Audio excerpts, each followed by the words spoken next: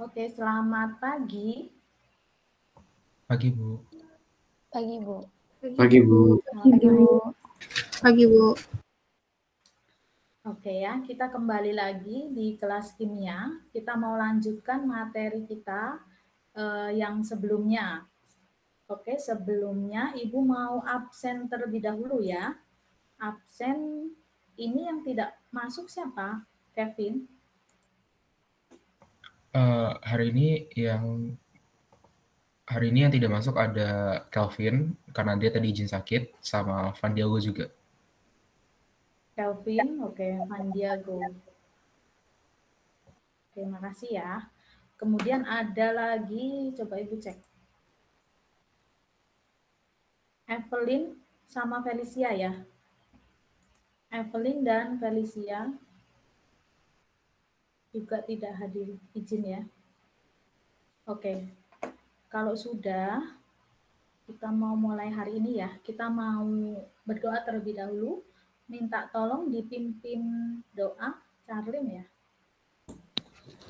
Bu Fiona dan teman-teman, sebelum kita memulai kegiatan belajar mengajar hari ini, mari kita satu dalam doa. Tuhan Yesus, terima kasih atas pimpinan dan penyertaan-Mu, Tuhan. Sekarang kami mau memulai kelas kimia kami. Kiranya Tuhan yang berkati agar dapat berjalan dengan lancar dari awal hingga akhir. Dalam nama Tuhan Yesus, kami berdoa dan mengucap syukur. Amin. Amin. Terima kasih, Charlene. Oke, kalau sudah, coba Ibu tanya dulu, sudah siap belum mulai pelajaran hari ini? Siap, Bu. Siap, Bu. Siap, Bu. Siap, Bu. Siap, Bu. Siap ya. Ibu mau share dulu.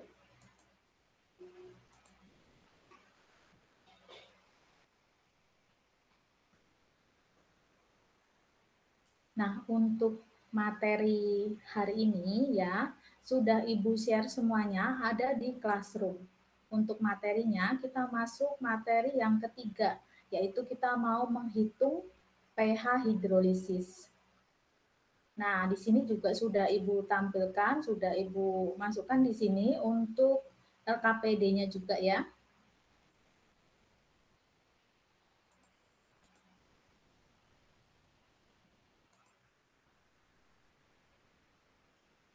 Oke, sekarang kita masuk ke pembelajaran hari ini, yaitu kita mau menghitung pH hidrolisis. Nah, untuk kompetensi dasar, indikator pencapaian kompetensi, dan juga tujuan pembelajaran, yaitu tujuan pembelajarannya melalui diskusi kelompok, peserta didik dapat menghitung pH larutan garam berdasarkan unsur penyusunnya. Nah, sebelum masuk ke pembelajaran yang hari ini ya, Ibu tanya dulu nih, materi yang sebelumnya. Untuk pembelajaran materi yang sebelumnya, ini kan ada kita mencari pH hidrolisis garam ya. Nah, masih ingat tidak? Untuk mencari KH dari asam kuat basa lemah.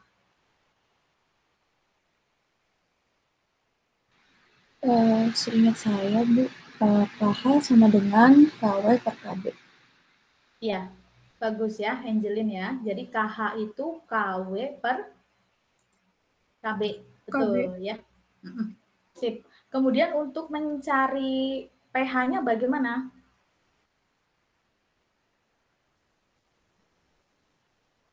Itu pakai rumus H+ sama dengan akar KW per KB dikali molar dikali valensi. Oke. Terima kasih Ines ya. Jadi H+ adalah KW per KB dikali molar dikali valensi.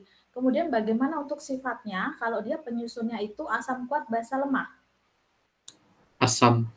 Sifatnya asam. Bagus ya. Jadi ini di sini sifatnya adalah asam. Kalau dia berasal dari asam kuat dan basa lemah. Kemudian sekarang kalau dia penyusunnya itu dibalik asam lemah, basanya kuat. Bagaimana mencari KH-nya? KH sama dengan KW per KA ya, Bu? Iya, Patrice ya. Sip. KH, KW per KA. Bagus ya, jadi masih ingat ya. Nah, kemudian untuk cari KH-nya sudah, sekarang kita mau cari pH-nya. Bagaimana nih cari pH-nya? Itu pakai rumus O-H- sama dengan akar KW per KA kali merikasa kali valensinya. Oke, bagus ya Jessica. Jadi untuk mencari pH-nya, kalau dia basa kuat asam lemah, berarti OH- sama dengan akar KW per KA kali molar kali valensi. Bagus ya, jadi jangan terbalik antara H+ dengan OH- di sini. Ya, kemudian bagaimana sifatnya kalau dia asam lemah basa kuat? Basa. Basa, Bu. Bagus, basa ya. Sip. Berarti sifatnya dia itu basa. Nah, sekarang yang terakhir, kalau dua-duanya lemah, bagaimana rumus untuk mencari KH? KH sama dengan KW per KA kali KB. Ya, bagus ya, Antonius. KH sama dengan KW per KA kali KB. Good, bagus. Kemudian, untuk mencari pH-nya bagaimana nih? Gimana? Akar KW per KB dikali sama KA. Bagus ya, Angelin ya. H+ sama dengan akar KW per KB dikali KA. Nah, kemudian karena sama-sama lemah, berarti sifatnya bagaimana? Tergantung KA dan KB-nya, Bu. Bagus ya. Sip, Kevin. Jadi dia tergantung KA dan KB-nya. Kalau dia itu sama-sama lemah. Berarti masih ingat ya untuk materi yang minggu lalu, yang kemarin. Nah, ketika sudah memahami ini, sekarang kita akan menerapkannya. Ya. Nah, sebelumnya Ibu mau tampilkan dulu di sini. Di sini ada bacaan nih. Di sini ada sumbernya. Kemudian nanti kalian bisa baca lebih lengkap lagi ya. Nah, Ibu ambil kesimpulannya di sini.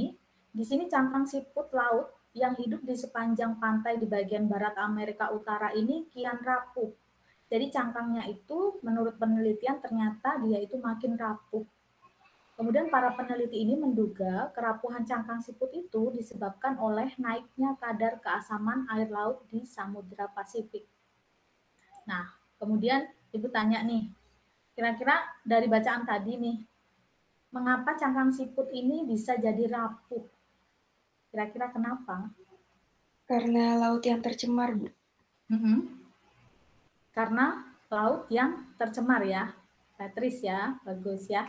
Jadi dari bacaan tadi disebabkan karena laut yang tercemar. Ada lagi pendapat lain. Kira-kira kenapa dia jadi rapuh? Karena lautnya menjadi asam. Karena lautnya jadi asam ya. Audrey, bagus. Ada lagi yang lain? Kadar keasamannya meningkat. Kadar keasamannya meningkat ya. Jadi dari penelitian yang tadi itu bisa disebabkan karena kadar di air laut ini dia keasamannya meningkat. Jadi dia semakin cangkangnya jadi makin rapuh. Nah, apa hubungannya gitu ya? Kemudian kalau kita lihat tadi lautnya jadi asam, tercemar, keasamannya meningkat. Kemudian bagaimana sih kondisi yang baik untuk siput ini supaya cangkangnya ini tidak menjadi semakin rapuh? Seharusnya kondisinya bukan asam. Ya, Nicholas ya. Berarti harusnya kondisinya bukan asam, Bu. Karena tadi di asam dia jadi rapuh. Kemudian ada lagi jawaban yang lain. Kondisinya basah. Kondisinya basah ya, Patrice ya. Kondisinya basah itu lebih bagus gitu. Karena tadi di asam tidak cocok. Berarti dia seharusnya dia di tempat yang basah. Kemudian bagaimana kandungan cangkang siput ini? Kemudian apa hubungannya dengan hidrolisis garam? Kira-kira ada nggak sih hubungannya gitu? Gimana cangkang siput itu berarti kira-kira dia bersifat apa?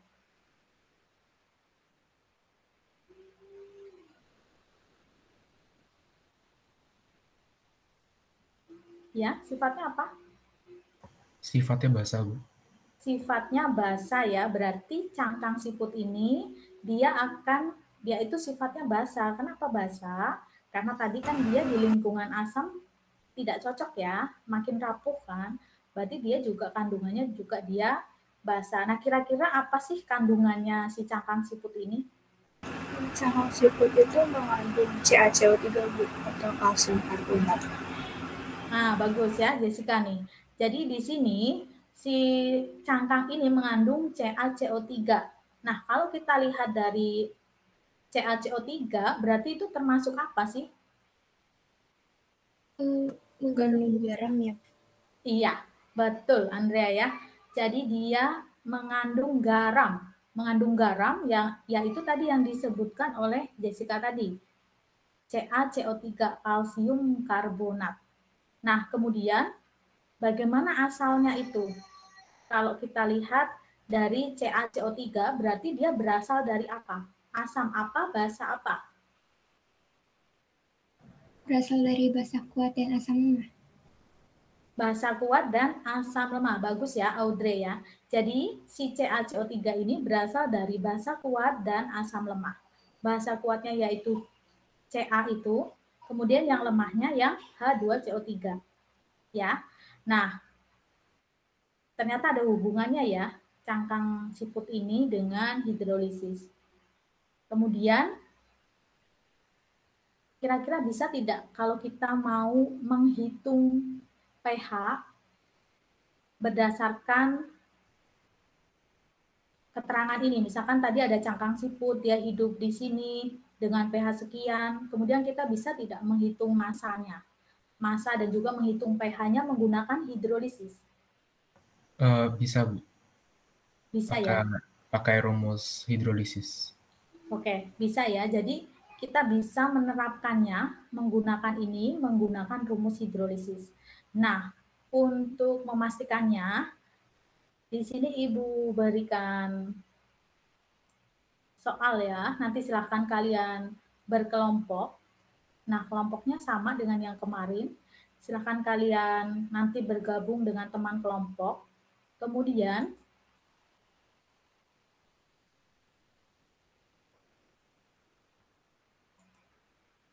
nah, di sini nanti ada tampilannya ya, ada sudah Ibu share untuk LKPD-nya. Untuk pertanyaan-pertanyaannya, nanti silahkan kalian diskusikan bersama teman kelompok kalian ya.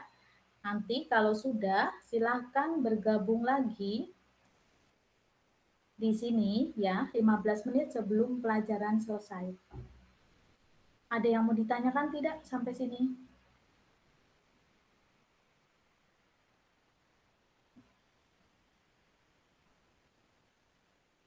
Ada yang mau ditanyakan tidak? Tidak ada Bu. Ada Bu. Tidak ya, cukup ya. Silakan kalian bergabung ke kelompok kalian masing-masing ya. Nanti silakan bergabung lagi. Oke nak, kalau nggak ada pertanyaan silakan keluar dari Jimit ini. Oke ya.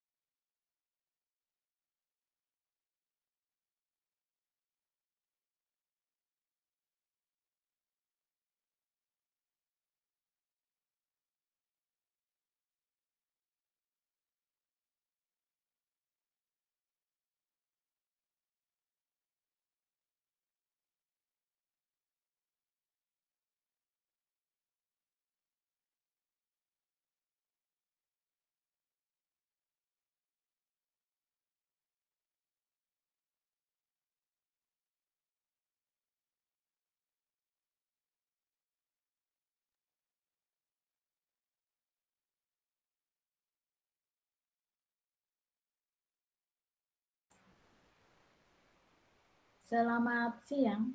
Sudah join lagi di sini? Coba Ibu cek dulu kehadirannya. Sudah lengkap ya? Selain yang tadi izin kan berarti ini lengkap ya?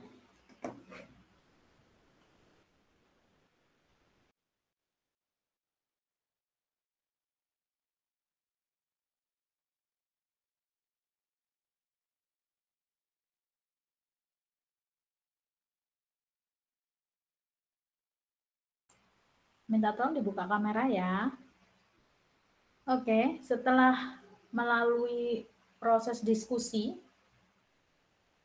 sebentar. Setelah melalui proses diskusi,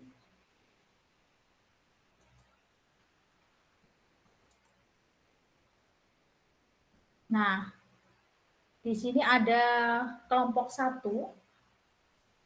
Tadi kan ada soal ya. Soal yang nomor 1 itu jika siput ini hidup dalam, siput ini bagusnya, baiknya dia hidup dalam pH 8. Jadi air laut yang belum tercemar ya, itu di atas 7 sedikit lah, 8 kisarannya gitu biasanya. Nah, jika dia siput ini bagus dalam pH 8, berapa banyak siput yang terdapat dalam 500.000 liter air? Jika diestimasi satu cangkang siput ini itu 5 gram. Silahkan dipresentasikan jawaban dari kelompok 1.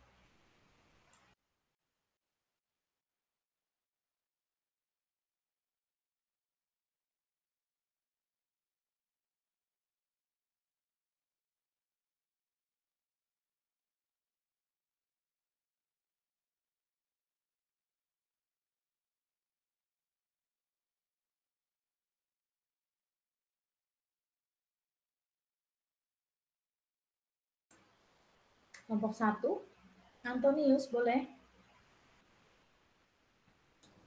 Oh iya, Bu. Tunggu. Jadi CaCO3 itu merupakan penjumlahan dari Ca2+ ditambah CO3 2-. Jadi pH-nya 8, pOH-nya 6, OH-nya adalah 10⁻⁻⁶.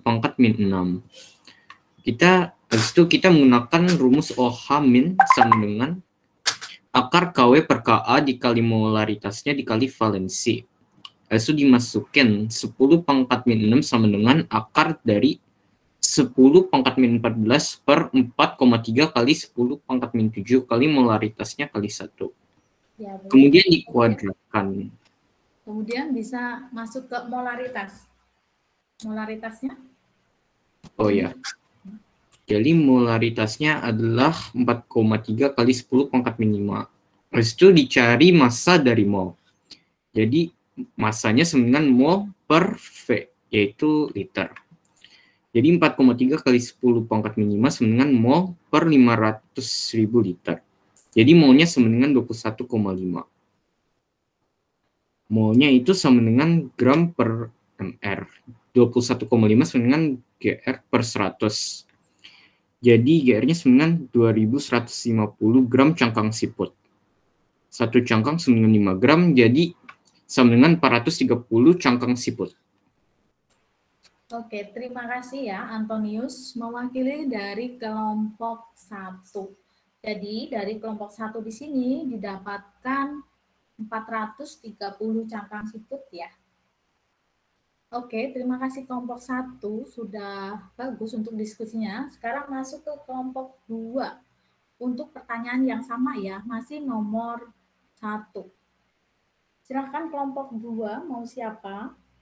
Jessica boleh?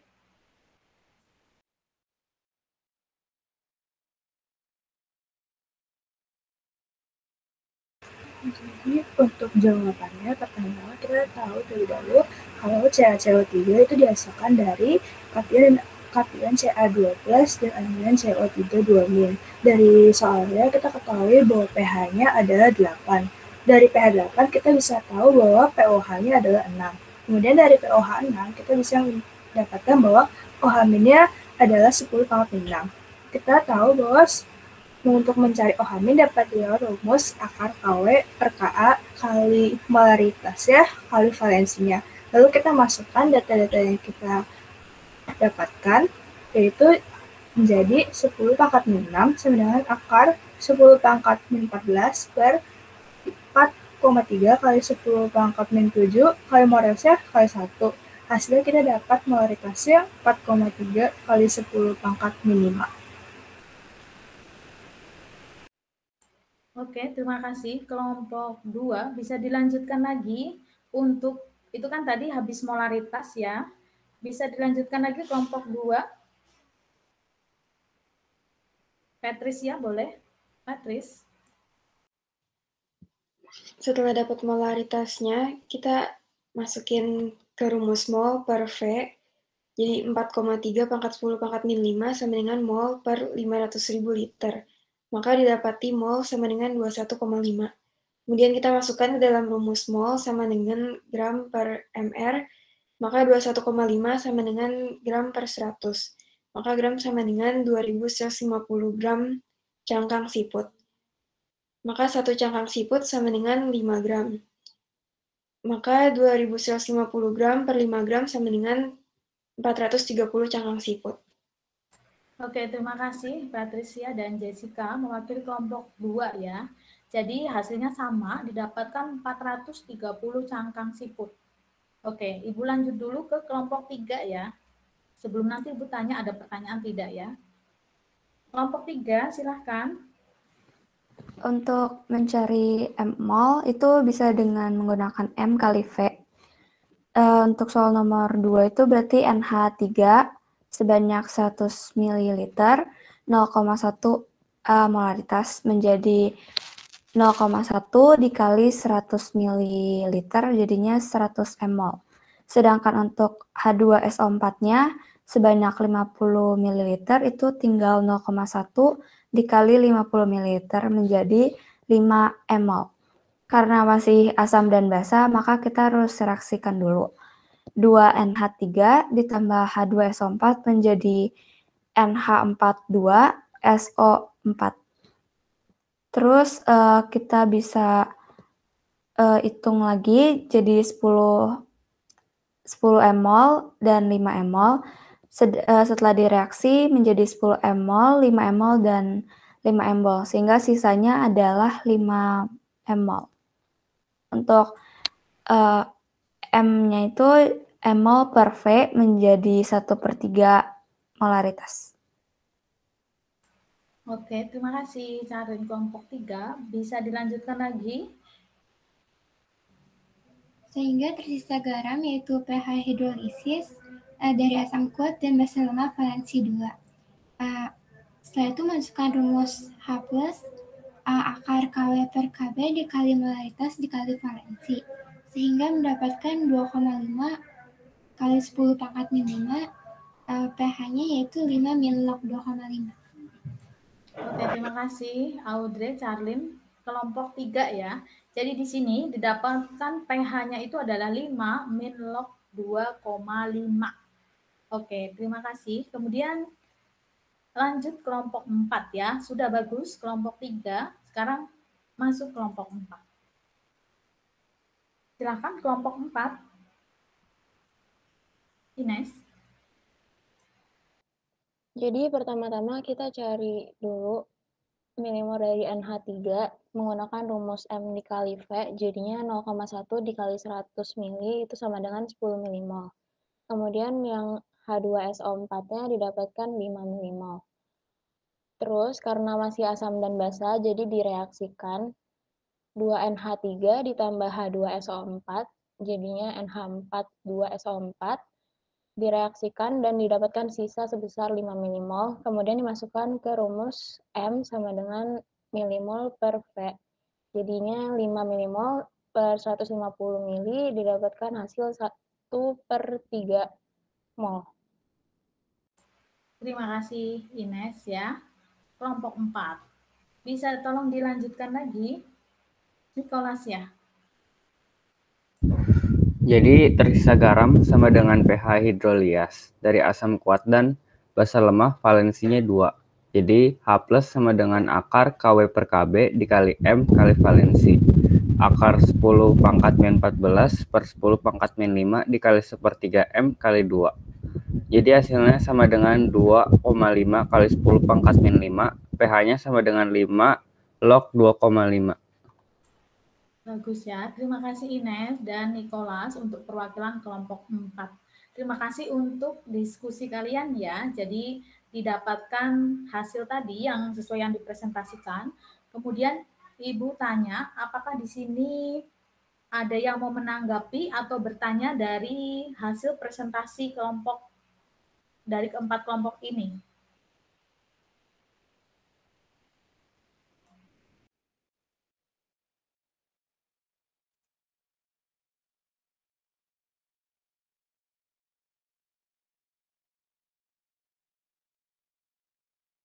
Saya mau tanya, Bu. Iya, Charin. Untuk yang soal nomor 1 itu kan mengapa kita langsung menggunakan rumus hidrolisis, sedangkan pada soal nomor 2 kita harus mereaksikannya lebih dulu. Oke. Charin ya. Bagus pertanyaannya ya. Jadi Charin tanya nih, bedanya nomor 1 itu sama nomor 2 itu bagaimana gitu ya. Kalau nomor 1 itu dia itu kenapa kok langsung masuk ke rumus, sedangkan yang nomor 2 ini tadi kenapa harus direaksikan seperti ini. Nah, kira-kira untuk pertanyaan Charin ini ada yang bisa menanggapi nggak? Kira-kira kenapa kok nomor 1 dengan nomor 2 penyelesaiannya ada sedikit perbedaan di situ? Saya mau coba jawab. Ya, Jessica. Ya, jadi kalau soal nomor 1 itu dia kan sudah bentuknya garam, jadi bisa langsung masuk ke rumus. Kalau nomor 2 itu kan masih berupa asam dan basa, jadi harus direaksikan terlebih dahulu. Oke, bagus ya Jessica ya. Jadi menurut Jessica, soal nomor 1 ini sudah berbentuk garam. Kemudian yang nomor 2 ini belum berupa garam. Jadi dia soalnya itu masih berupa asam dan basa. Nah, ketika kita menyelesaikan suatu soal untuk menghitung pH, kita nanti lihat dulu kalau dia sudah berupa garam ya, betul tadi yang Jessica katakan. Kalau sudah berupa garam berarti kita bisa langsung masuk ke dalam rumus pH hidrolisis karena dia sudah termasuk garam. Nah, untuk soal nomor 2 karena dia ini masih berupa asam dan basa, maka kita harus reaksikan terlebih dahulu. Itu ya. Nah, kemudian dilihat juga direaksikan terlebih dahulu, kemudian kita menggunakan pH hidrolisis itu ketika apa? Ketika yang terbentuk siapa di sini nih? Yang terbentuk adalah garam ya. Yang terbentuk garam, kemudian asam dan basanya di sini habis bereaksi semuanya. Baru dia boleh menggunakan pH hidrolisis. Kalau asam dan basa, Ibu ulang lagi, ini habis bereaksi, yang terbentuk hanya garam, maka di sini kita boleh menggunakan pH hidrolisis. Paham sampai sini? Paham, Bu. Ada yang mau ditanyakan? Paham, oke. Terima kasih Charin, Jessica. Kemudian ada lagi, pertanyaan lagi. Saya mau nanya. Iya, Nicholas. Di soal nomor 2, mengapa valensinya ditulis dengan 2, sedangkan untuk nomor 1 valensinya adalah 1? Oke, terima kasih Nicholas ya untuk pertanyaannya. Kenapa tadi di nomor 2 ditulis 2, tapi kenapa nomor 1 itu valensinya hanya 1? Kenapa enggak 2 atau dapat dari mana 2 gitu ya? Nah, ada yang mau menanggapi tidak? Mungkin saya bisa bantu jawab, Bu.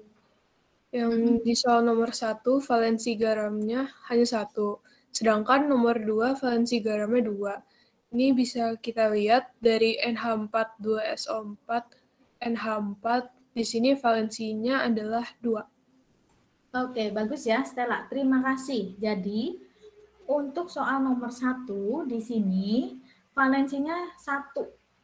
Valensinya 1 dilihat dari siapa? Valensinya yang lemah. CaCO3. CO3 di sini hanya 1. Berarti ditulis dengan 1. Kalau kita bandingkan dengan NH4 2SO4. Yang lemah siapa? Yang lemah di sini NH4 ya. Tadi yang Stella sampaikan di sini NH4-nya itu yang lemah, maka NH4 di sini ada 2. Maka valensinya di situ ditulis 2. Bagus ya. Oke, ada lagi. Nicholas bagaimana? Paham, Bu. Paham ya? Oke. Kemudian ada lagi pertanyaan yang lain. Tidak ada, Bu. Sudah jelas. Sudah jelas. Sudah jelas. Sudah jelas ya? Nggak ada pertanyaan berarti? Oke, kalau tidak ada pertanyaan,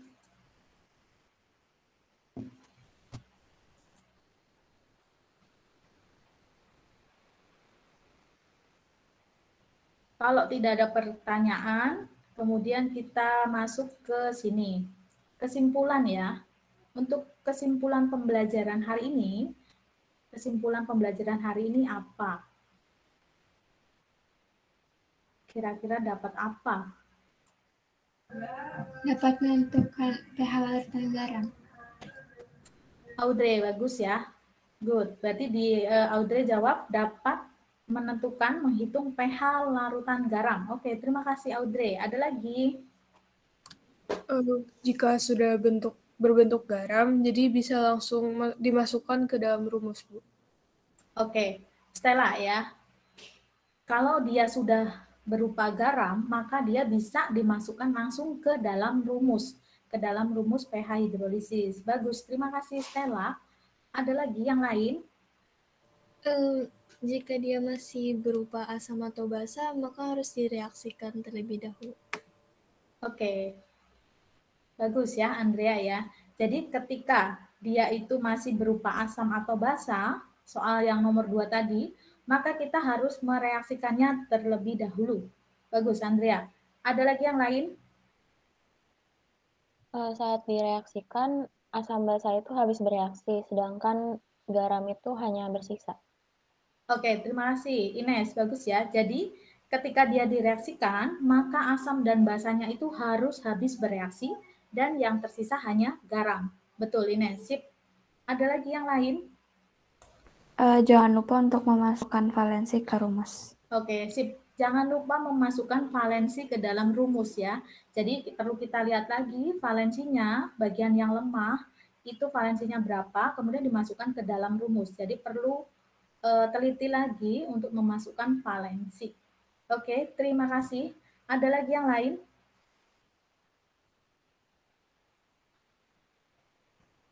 Sudah? Kalau tidak ada, sekarang Ibu tanya untuk refleksi pembelajaran hari ini. Yang kalian dapatkan apa?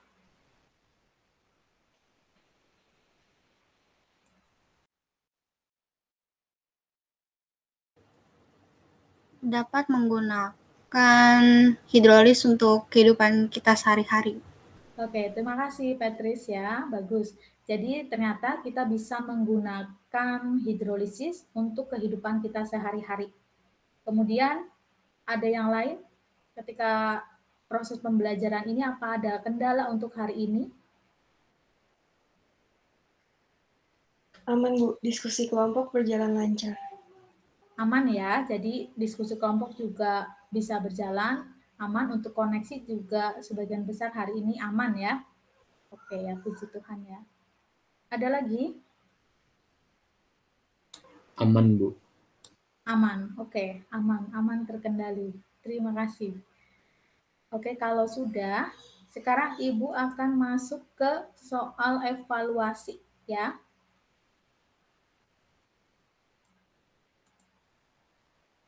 Silahkan kalian cek classroom kalian. Di sini ada soal evaluasi, live worksheet ya. Silahkan kalian kerjakan.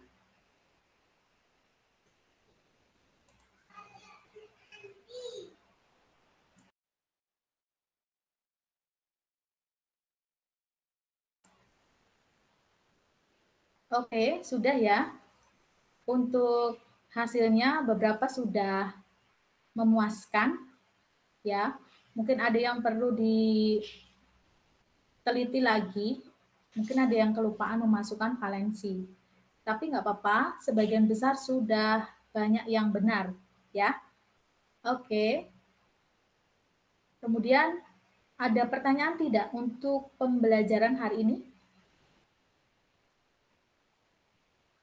Tidak ada, Bu. Tidak ada.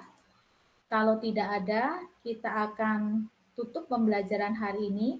Kita akan lanjutkan lagi di pertemuan selanjutnya ya. Untuk pertemuan selanjutnya kita masuk ke soal-soal latihan. Oke.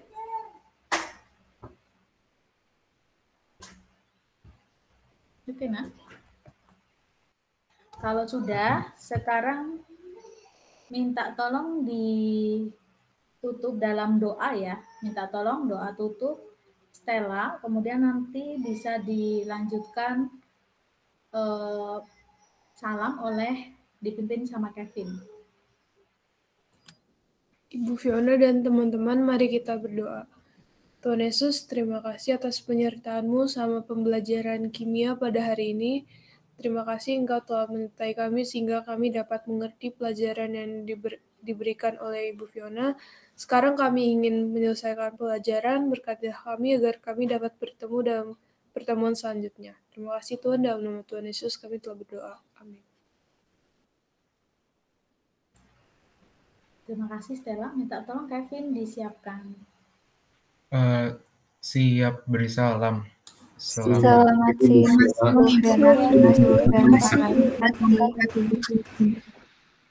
Selamat siang. Terima kasih. Tuhan memberkati. Silakan boleh keluar. Terima kasih, Bu. Ya. Terima kasih, Bu.